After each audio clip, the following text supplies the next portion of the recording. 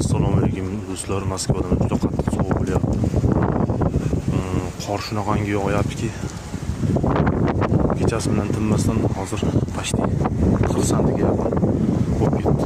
Tirbandlik, elektrichka ham tirbandlik bo'lib ketdi. Sovuqlarda 20-yanvarga shunaqa katta qor deyilgan. Tashqaridagi ishlar bo'ladigan o'zlaringiz hisoblaydi qilib ishlaringni zapasga to'g'risizlar. Qor kurashga kelgan bo'lsak 10 ming 15 ming bo'lib ketdi narxlar. Bolalar chiqyapti.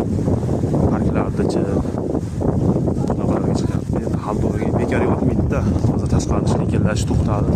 Bekor yotgandan shu ishlayman deb chiqyapti. Arzon qilmaylar, 5 minglik joyi yo'q. Moskvada ham oson qorda 70 sant qorda.